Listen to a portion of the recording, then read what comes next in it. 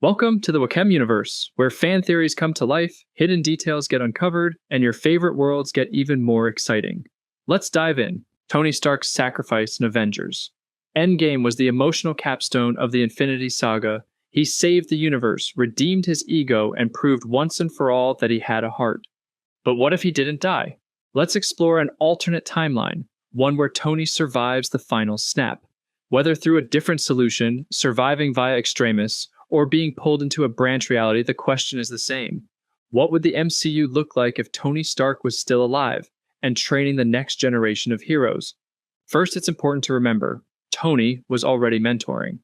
In Spider-Man Homecoming, he tried to be a modern-day Nick Fury, training Peter Parker while pushing him toward heroism without full dependence. That's just the beginning. Had Tony survived, it's not a stretch to imagine him founding a new team, not the Avengers, but something smaller, more agile, and that team already has a name in the comics, the Young Avengers. In this alternate MCU, Tony recognizes that Earth's mightiest heroes are gone or scattered. Steve's retired, Natasha's gone, Thor is off-world. The world needs protectors, but they need to be guided. Tony wouldn't just be a mentor, he'd be the mission control, the strategist, the emotional anchor. Think Professor X meets Elon Musk in a suit of armor. Now let's talk about who he would recruit. Riri Williams, aka Ironheart. In this timeline, she's not just a fan of Tony's work, she's handpicked and trained by him. He sees her as the evolution of the Iron Man legacy, and she sees him as the mentor she never had. Kate Bishop, a sharpshooter with a dry wit and no patience for ego. She and Tony would clash constantly, but he'd respect her for holding her own. She'd become the team's Hawkeye and keep Tony grounded. Cassie Lang, daughter of Scott Lang. Ant-Man's legacy continues through her, but under Tony's guidance, she learns tactics, responsibility, and how to work within a team, something Scott never mastered. America Chavez, a multiversal powerhouse who Tony would immediately recognize as a game changer. He'd be both fascinated and terrified by her abilities, but his curiosity would lead to innovation and better safeguards. Billy and Tommy, the magical twins of Wanda Maximoff.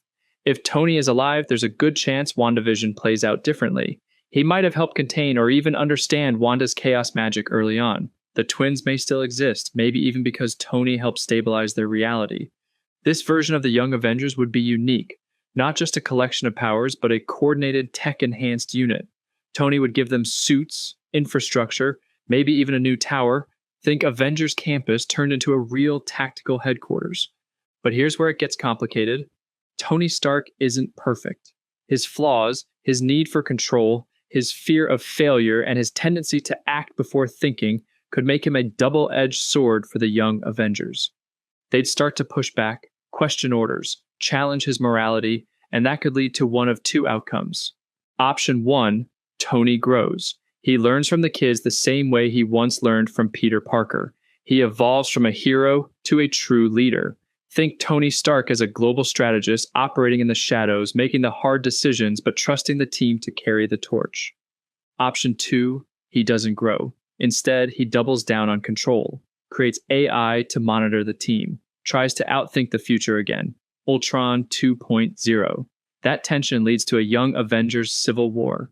The same drama that split the original Avengers could repeat, but this time, Tony would be the establishment they're rebelling against. Either way, the emotional depth is rich. Imagine Riri confronting Tony about legacy, or Kate reminding him that he's not the only genius with something to prove, or America, literally from another reality, warning him that his obsession with control creates the very disasters he's trying to prevent. And then there's the looming multiversal threat. Kang, incursions, secret wars. With Tony alive, he wouldn't just be preparing Earth, he'd be preparing timelines, building defenses, scanning other realities. Maybe he even finds variants of himself, warning him of what not to become. By the time Secret Wars hits, Tony Stark wouldn't just be a hero in a suit. He might be the one keeping the multiverse from collapsing, or the man who accidentally triggers its destruction again. Either way, the story of a living Tony Stark mentoring the Young Avengers is packed with potential. It's a version of the MCU where legacy isn't just inherited, it's actively shaped, challenged, and maybe even corrected. And in a world of gods, monsters, and multiversal madness, sometimes the most powerful thing you can have isn't a magic hammer or super serum. It's a teacher who believes in you, even if that teacher is a sarcastic billionaire in a flying suit. Thanks for tuning in to the Wakem universe. If you enjoyed this video, don't forget to like, subscribe, and share your thoughts in the comments below. Until next time, peace.